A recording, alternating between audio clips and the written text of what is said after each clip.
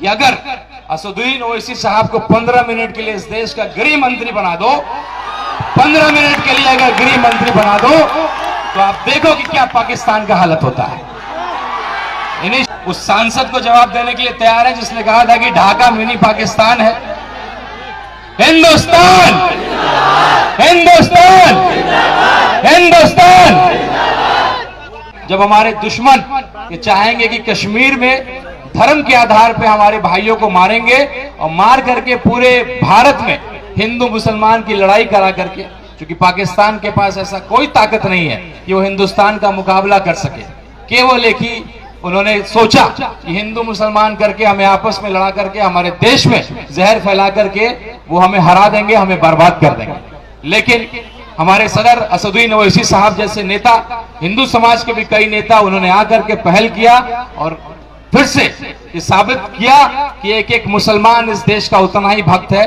पुराना इतिहास है, इंडिया गेट पे आपका नाम दर्ज है। ये इंतजार हम लोग पिछले 1 साल से कर रहे थे। हम लोग के शेर, हम लोग के लिए गर्व का विषय, हमारी पार्टी हमारे देश के लिए एक मिसाल कायम करने वाले ऐसे हमारे सदर बैरिस्टर असदुद्दीन ओवैसी साहब का आगमन हुआ, जिसकी प्रतीक्षा हम लोग पिछले 1 साल से कर रहे थे। आज ये मुकम्मल हुआ। इस सब के लिए आप सब लोग इस आज के दिन के लिए बधाई। और एक क्रांतिकारी दिन, एक ऐतिहासिक दिन। हर पार्टी के लोग, हर इलाके के लोग, बड़े बड़े नेताओं, चूंकि चुनाव भी सर पे है, ये चर्चा का विषय बना हुआ है कि ढाका में जो जलसा होने वाला है इसके बाद क्या होगा, इसके अगल बगल जो विधानसभा है उसका समीकरण क्या बनने जा रहा है, इसकी चर्चा हर चौक चौराहे पे हो रही है। एक मैं आपसे आग्रह करना चाहता हूं, कुछ साल पहले आपके एक सांसद थी जिन्होंने कहा था कि ढाका मिनी पाकिस्तान है, आप सबको याद होगा। तो मैं ये चाहता हूं कि वो सांसद या उन सांसद के जो लोग हैं उन तक ये आवाज जाए, जितना एक एक हिंदू यहाँ का हिंदुस्तानी है, इस देश भक्ति का जो है एक मुजाहरा हम लोग पेश करें। मैं हिंदुस्तान कहूंगा, आप जिंदाबाद करेंगे। कोई भारत माता की जय कहता है, कोई हिंदुस्तान जिंदाबाद करता है, कोई अपने अंदाज में अपने देशभक्ति को अपने सामने पेश करता है। सबका अंदाज अलग है, लेकिन देशभक्ति वही है। तो मैं एक बार ढाका के आवाम से आग्रह करता हूं कि मैं हिंदुस्तान कहूंगा, आप जिंदाबाद करेंगे। और ये गिनती जो है हम लोग गिनने का प्रयास करेंगे, कितने लोग हम लोग उपस्थित हैं। आप लोग तैयार हैं? उस सांसद को जवाब देने के लिए तैयार है जिसने कहा था कि ढाका मिनी पाकिस्तान है। हिंदुस्तान, हिंदुस्तान, हिंदुस्तान। हमारे अपने भी मसले हैं। आज हम तिरंगा लेकर के आए हैं, 2 दिन पहले हम काला झंडा लेकर के आए थे। वक्फ बोर्ड को लेकर के जो बात, जो संविधान का उल्लंघन करते हुए फ्रीडम ऑफ रिलीजन और राइट ऑफ इक्वलिटी, जिसकी बात हमारे सदर कहते हैं, जो बैरिस्टर भी हैं, मुझे लगता है जितना अध्ययन वक्फ बोर्ड करके लेकर के किया है हमारे बैरिस्टर साहब ने, उतना किसी ने ही नहीं किया है। तो काला झंडा भी हम दिखाएंगे। और जब वक्त आएगा, जब हमारे दुश्मन ये चाहेंगे कि कश्मीर में धर्म के आधार पर हमारे भाइयों को मारेंगे और मार करके पूरे भारत में हिंदू मुसलमान की लड़ाई करा करके, क्योंकि पाकिस्तान के पास ऐसा कोई ताकत नहीं है कि वो हिंदुस्तान का मुकाबला कर सके। केवल एक ही उन्होंने सोचा कि हिंदू मुसलमान करके हमें आपस में लड़ा करके हमारे देश में जहर फैला करके वो हमें हरा देंगे, हमें बर्बाद कर देंगे।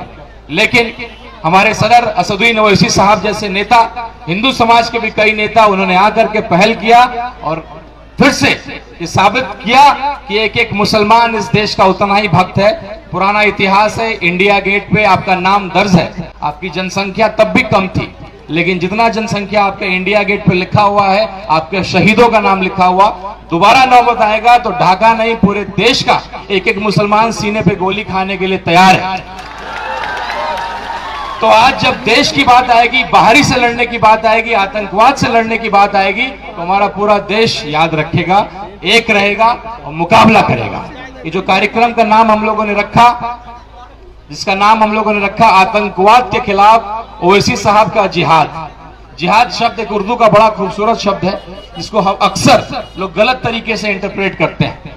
जिहाद का मतलब लफ्ज जिहाद, गलत तरीके की बातें। जिहाद का असली मतलब होता है किसी भी नाइंसाफी के खिलाफ लड़ना, संघर्ष करना, कुछ गलत हो रहा हो उसके खिलाफ संघर्ष करना, तो एक जिहाद है। जिस तरीके से हमारे सदर पाकिस्तान को जवाब दे रहे हैं, एक एक बात कह रहे हैं, वो हिंदुओं का भी गर्व से सीना फूल रहा है।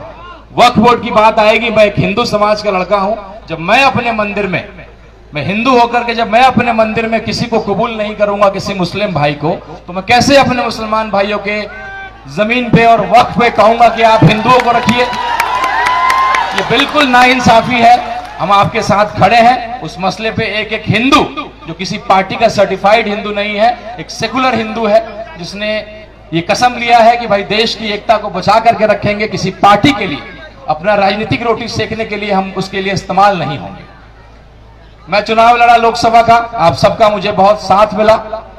मैं 20 दिनों में टिकट लेकर के आया। आपके सामने मैंने हमेशा इस बात को रखने का प्रयास किया। कई लोग इल्जाम लगाते हैं कि मेरे भाई भाजपा से आते हैं। मैं 20 दिनों में अपने आप को साबित नहीं कर पाया, शायद इसलिए चुनाव में अच्छा वोट होते हुए भी कहीं ना कहीं हमारे संगठन कमजोर था। सीमांचल के बाहर हम उतने मजबूत नहीं थे, तो थोड़ा सा संगठन और हमारे लोग बिखर गए। 20 दिनों में मैं समझा नहीं पाया, लेकिन पार्टी ने मेरे समर्पण को देखा, मेरे त्याग को देखा, मेरे संघर्ष को देखा। हमारे बिहार के सदर अख्तर उल ईमान साहब, जिनको हम लोग आदर्श मानते हैं, आज सिद्धांत विहीन राजनीति में एक ऐसा व्यक्ति आपके बीच बैठा है जिसको करोड़ों रुपए का ऑफर मिला, मंत्रालय का ऑफर मिला, लेकिन उस व्यक्ति ने ठोकर मार दिया मंत्रालय को और उस पद को। तो आज के सिद्धांत विहीन और भी बिहार के जो पलटू राम और ऐसे ऐसे लोगों के लिए जाना जाता है, उस जगह से एक ऐसा विधायक, एक ऐसा वफादार व्यक्ति जिसके नाम के पीछे भी ईमान है और ईमान का पक्का है, तो ऐसे व्यक्ति के अंदर काम करना मेरे लिए गर्व का विषय है। कई लोग मुझसे सवाल करते हैं कि भाई आप क्या कर रहे हैं, आप तो सियासी परिवार से आते हैं। सीताराम बाबू आप सब लोगों से जुड़े रहे, लंबे टाइम तक आपके मंत्री रहे, सांसद रहे, तो कई लोग मुझसे सवाल करते हैं कि आप बेवकूफी कर रहे हैं, आप क्या कर रहे हैं? तो मैं उनको यही जवाब देता हूं कि आप वक्त का इंतजार करिए। मैं सियासी परिवार से आता हूं, मैंने इस पार्टी की ताकत को देखा है। बाकी पार्टियों में कार्यकर्ता होते हैं, लेकिन इस पार्टी में दीवाने होते हैं, और उन दीवानों की दीवानगी मैं कल रात से देख रहा हूं। कोई गया से आ रहा है, कोई रोहतास से आ रहा है, हर जिला से, सीमांचल के मेरे जितने भी अतिथि आज आए हैं, तो ये दीवानगी है इस पार्टी की। और मुझे मालूम है कि अब मैं आपका विश्वास जीत चुका हूं। मैं आपके लिए लगातार काम कर रहा हूं, चाहे लहन ढाका का मुद्दा हो, जहां पूरे गांव के साथ अन्याय किया जा रहा है, उसका सवाल लहन ढाका का किसी ने उठाया तो अख्तर उल ईमान साहब ने उठाया। एक दलित के बेटे को बिजली विभाग ने प्रताड़ित करके उसका सुसाइड करा दिया, उसका मर्डर हो गया गलत बिजली बिल वसूलने के क्रम में, उसका सवाल किसने उठाया? अख्तर उल ईमान साहब ने उठाया। आज मात्र हमारे पास एक विधायक है, इसलिए हम हर मसले को नहीं उठा पाते हैं, लेकिन मुझे पूरा विश्वास है कि अब आप लोग का आशीर्वाद हमें मिलेगा तो बिल्कुल अगला सरकार जो बिहार में बनेगा बिना AIMIM के सपोर्ट के नहीं बनने जा रहा है। 4 विधायक हमारे थे, 4 को आपने, 5 विधायक थे, 4 को आपने तोड़ा है। विधायकों को तोड़ा था, तौसीफ भाई हमारे उपस्थित हैं। तो मैं चाहता हूं कि वो 15 मिनट, मेरे एक चाचा है जो मुझे चाय पिला रहे थे कल, उन्होंने कहा था कि जरा सदर साहब आएंगे, उनको कहिएगा ये बात, मेरी तरफ से मैसेज दीजिएगा।